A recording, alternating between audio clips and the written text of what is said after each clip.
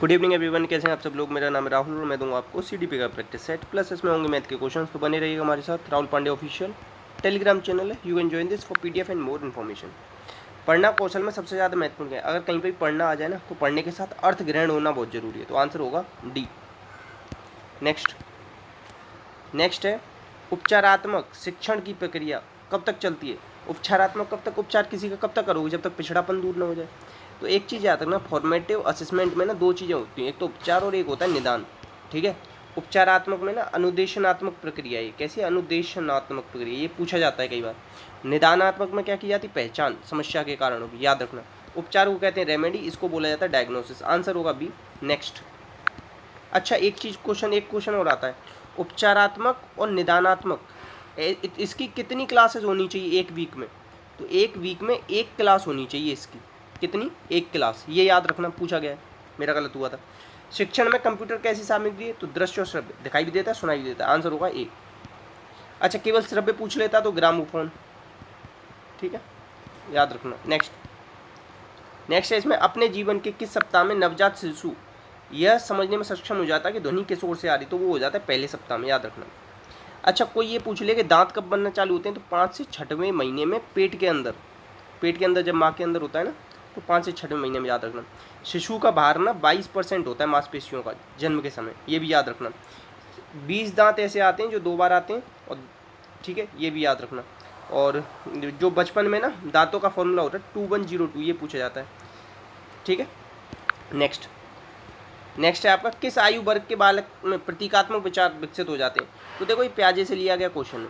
प्याजे कहाँ के थे, स्विट्जरलैंड के थे। कितनी किताबें लिखी इन्होंने, 32, याद रखना। 4 से 12 वर्ष के बच्चों पर प्रयोग की इन्होंने। ठीक है, 4 अवस्थाएं बताई किसकी, संज्ञान की। संज्ञानात्मक मनोविज्ञान के जनक हैं, जेनेटिक एपिस्टेमोलॉजी इन्हीं से रिलेटेड है, ये सब याद रखना।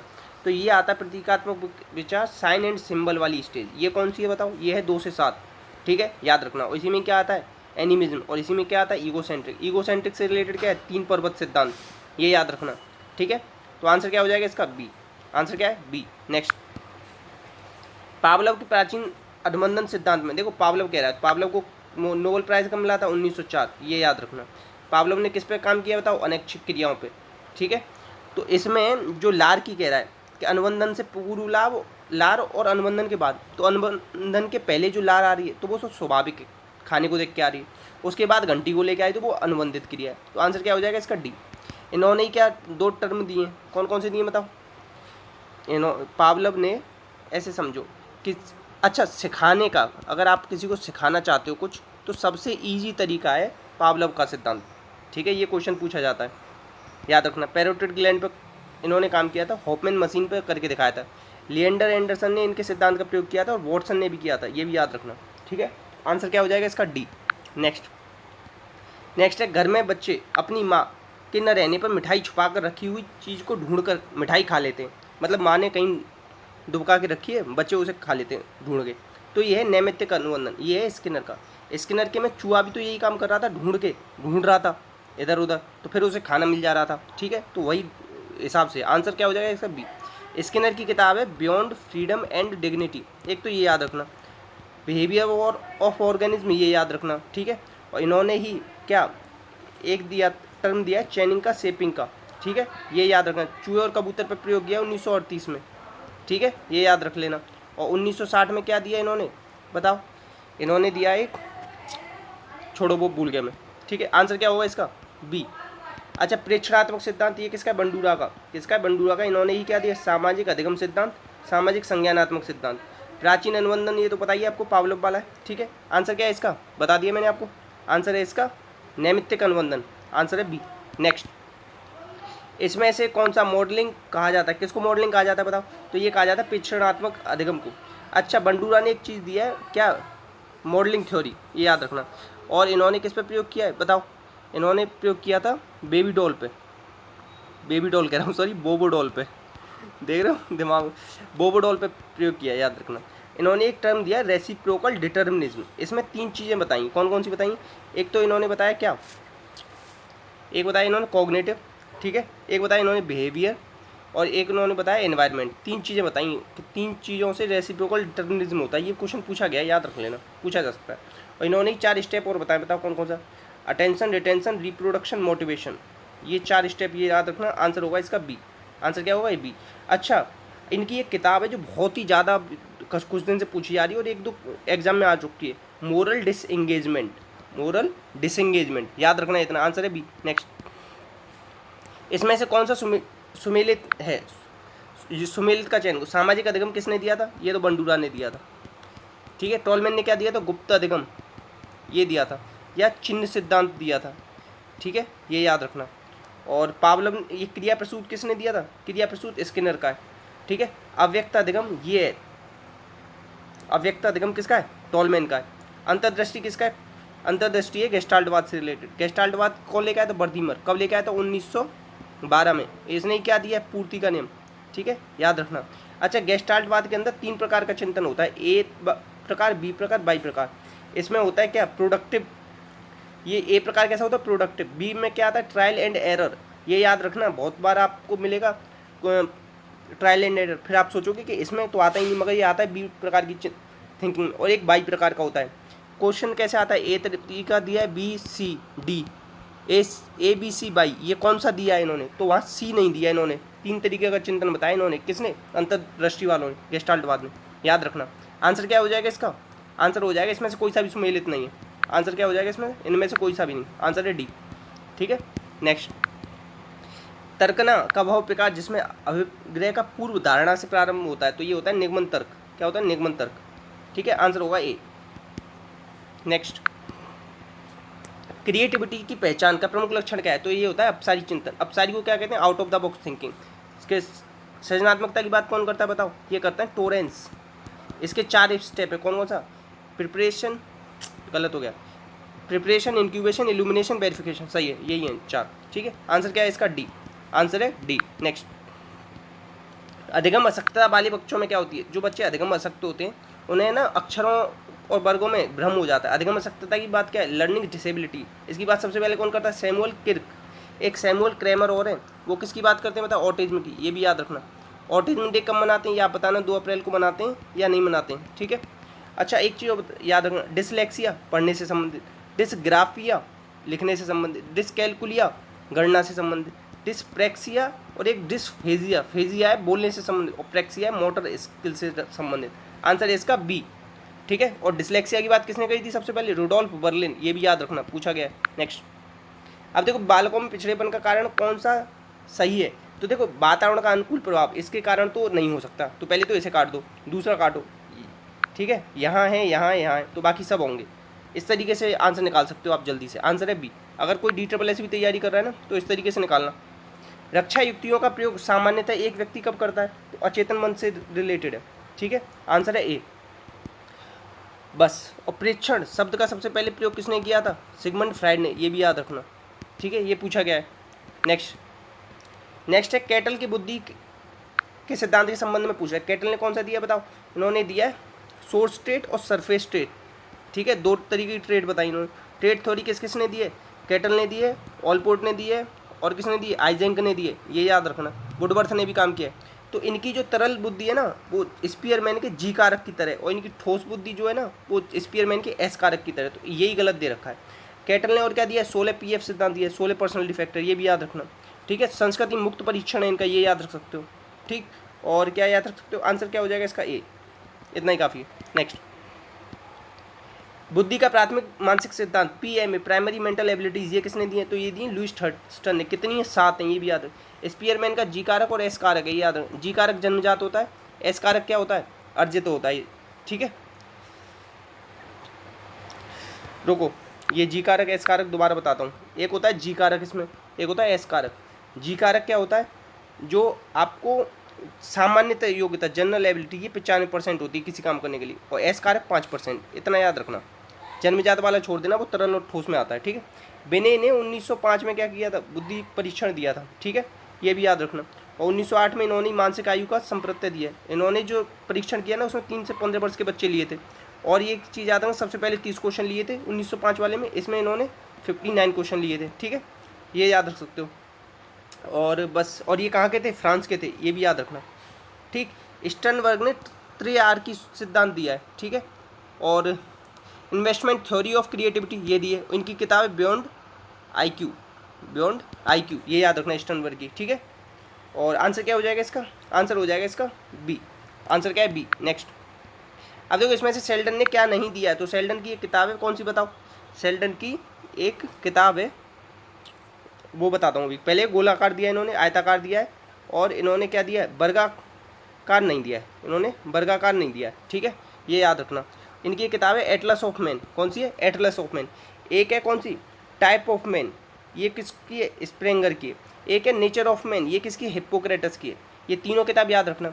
सेल्डन का सबसे अच्छा व्यक्तित्व कौन सा होता है, जिसमें 4-4-4, ये इस टाइप वाला, ठीक है, ये भी याद रखना। आंसर क्या हो जाएगा इसका, सी, आंसर हो जाएगा सी। नेक्स्ट, अब देखो इसमें से कौन सा अचेतन मन की भावनाओं को जानने के लिए उपयोगी है, तो ये वाक्य पूर्ति परीक्षण, ठीक है, याद रखना। और कौन कौन से, TAT भी इंपॉर्टेंट है, तो 1935 में आया था TAT, किसने, मॉर्गन एंड मुरे लेके आया था, 30 कार्ड थे, ये याद रखना, ठीक है। और क्या याद सकते हो, CAT, लियोपैड बेलाक, इसमें जानवरों के चित्र थे, ये भी याद रख सकते हो, ठीक है। आंसर क्या हो जाएगा इसका, डी, ठीक है। नेक्स्ट, इसमें से NCF 2005 के अध्याय के प्रथम परिप्रेक्ष्य में कौन सा नहीं है, तो देखो NCF 2005 में 7 अध्याय हैं, सॉरी NCF 2005 में कितने अध्याय हैं, 5 अध्याय हैं बस, 7 नहीं है, याद आ गया थोड़ा सा। 7 अध्याय किसमें, वो है आपके RT में, याद रखना।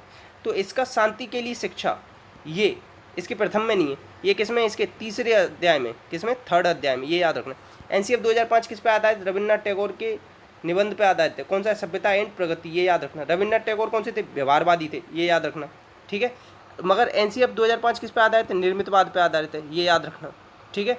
अभी सबसे लेटेस्ट में कौन सा स्कूल चलता है, मानवतावादी, इस कौन किसने दिया है, ये दिया है कार्ल रोजर्स और अब्राहम मैस्लो ने, ठीक है, ये याद रखना। आंसर क्या हो जाएगा, डी, आंसर हो जाएगा डी। और इसमें 21 फोकस पॉइंट पर फोकस किया गया था।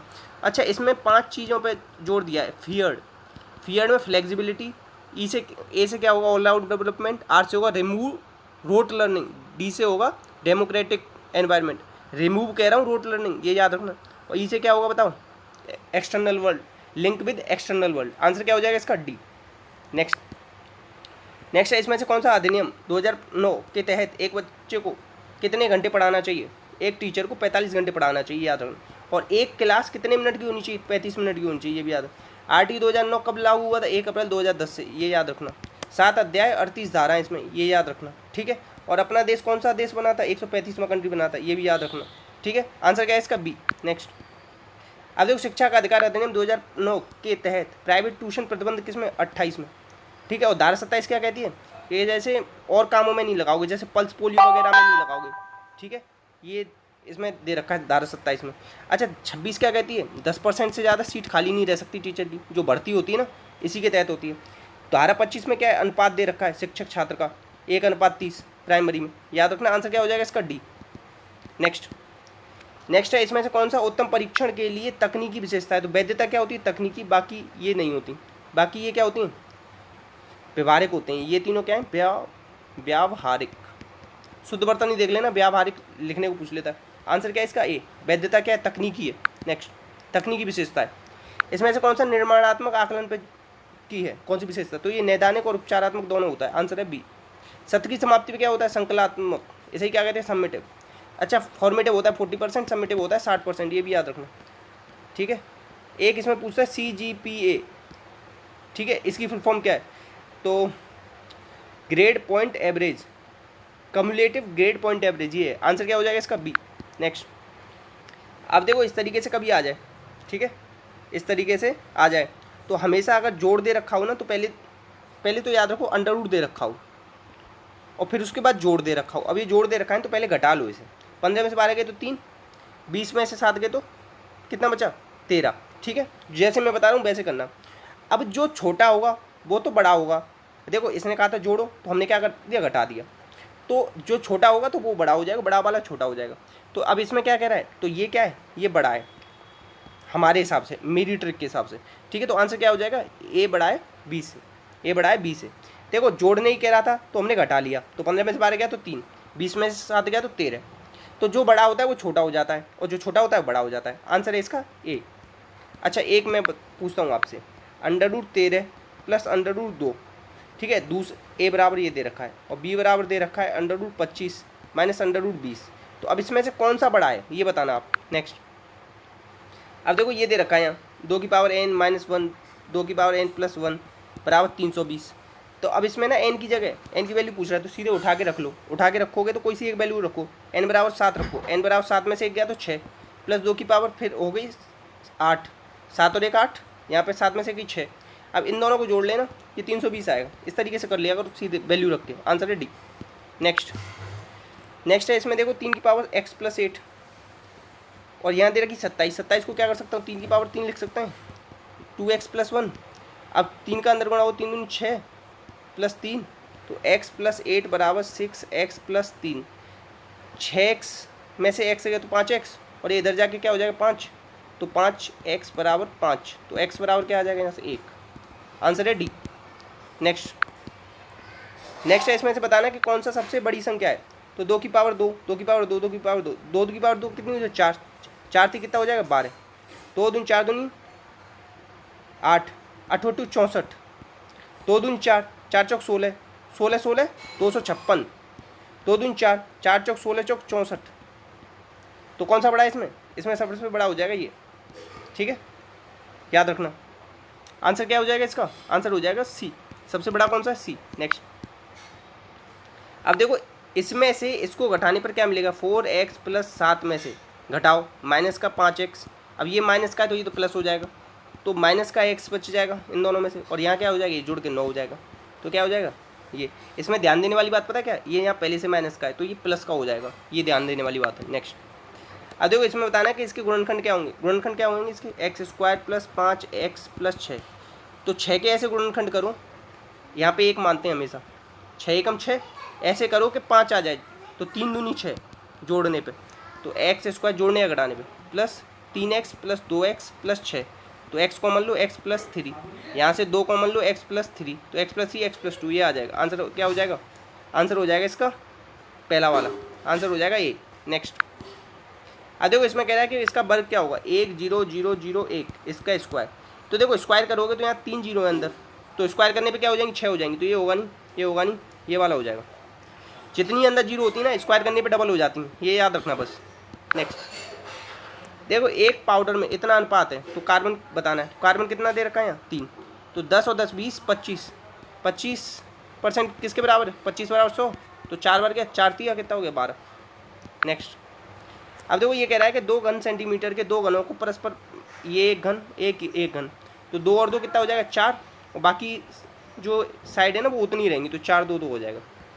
नेक्स्ट, अब इसमें कह रहा है परिसर। परिसर का मतलब होता है रेंज। रेंज मतलब होता है बड़ा माइनस छोटा, याद रखना। सबसे बड़ा कौन सा है इसमें 4, छोटा क्या 5, 40 में से 5 गया तो कितना बच गया 35। हमेशा बड़े में से छोटा घटा देना, आंसर ए। तो बस इतने क्वेश्चन थे, तो प्लीज़ अपना का ध्यान रखना। वीडियो थोड़ी सी लेट आई होगी उसके लिए माफ़ी, और बस इसी के साथ कोई डाउट आए तो कमेंट बॉक्स में पूछ लेना। जय हिंद, जय भारत।